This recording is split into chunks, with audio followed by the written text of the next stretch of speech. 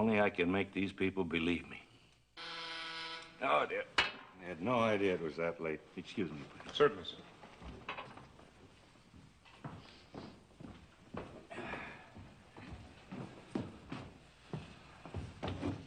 How are you, darling? Just fine. I hope this isn't interfering with something important this evening. Oh, no.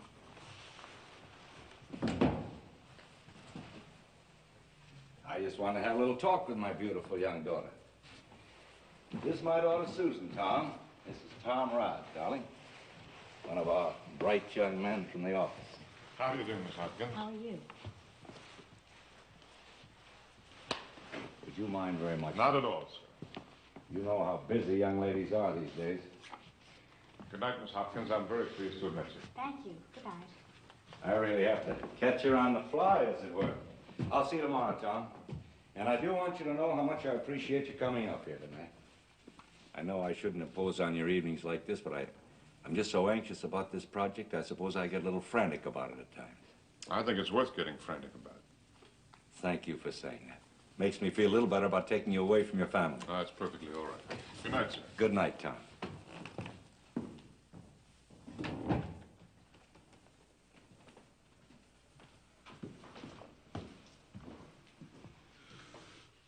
Does that fella remind you of somebody?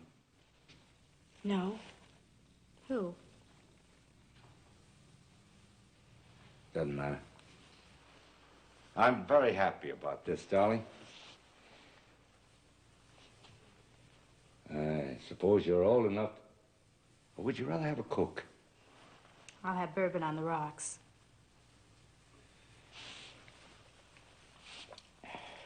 Well, that clears up that point. I suppose Mother told you I didn't want to go to college, and now you're going to try to persuade me to go. No. I don't want you to go to college if you don't want to. And what is it? Well, I'd like to know what you're thinking of doing if you're not going to school any longer. I'm not sure. I'd like to get married. Right away? Soon, maybe. Who's the fella? I'm not sure yet.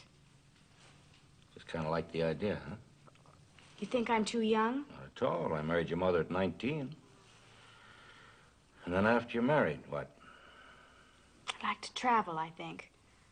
Sounds like a very pleasant life. But before you get launched on it, we have something of a problem we ought to discuss. What kind of problem? Well, you know, of course, that the world has treated me very well. Over the years, I've managed to accumulate something of a treasure and the responsibilities that go with it. Luckily, this treasure came to me gradually, so I had time to find out how to handle the responsibilities. That's what I wanted to talk to you about. How you'll be able to handle them. You mean the money? Well, that's the basis of it, of course. I'm not interested in money. I think money's a bore. No sane person is interested in money simply as money. That's what I thought you were. Everybody says so. Yeah, I'm sure they do. What is $1 million, Susie? Define it for me as you see it. $1 million is a lot of money. You'd be surprised how little. And actually, it's things, darling. It's different things. It's about half of a small hospital. It's the life earnings of 6 average men. Every nickel they make during their entire lives. College education for about 100 boys.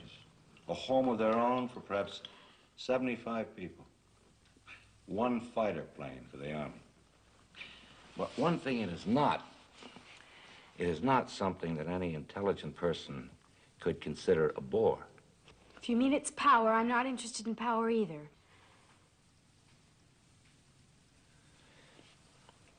I have a bad heart, darling.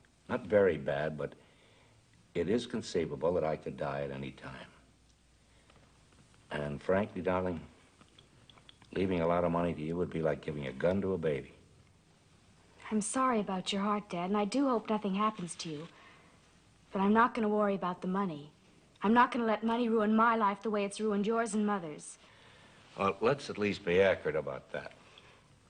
Whatever our lives have been, your mother's and mine, it was not because of money.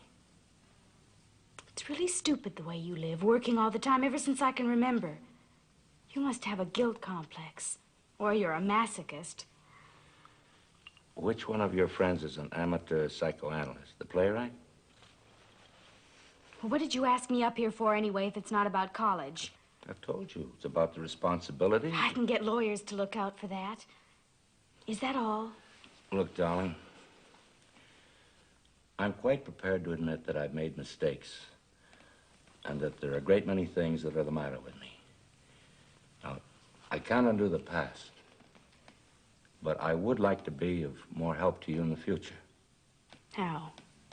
Well, that's what I hoped we'd be able to work out together. What did you have in mind? Well, for one thing, I thought it might be nice if you'd move into this apartment with me for a while. And we could get to see each other, get to know each other better. I could arrange a job for you, something that would interest you, and so we'd be working together in a way. Would you give a little thought to that?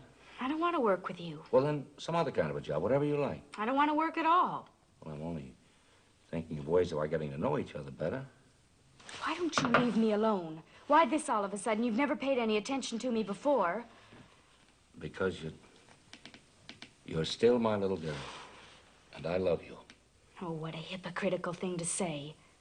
You've hardly bothered to see me since I was born. People love in different ways, darling. Why can't you be honest about it? You don't love me and you don't love Mother. To tell you the truth, I don't think you love anybody. And I don't want to be like that. That's not true, Susie. Susie. Susie, please. Come back, darling. Let's try to be reasonable about it. I don't want to be reasonable. I don't want to have anything to do with you.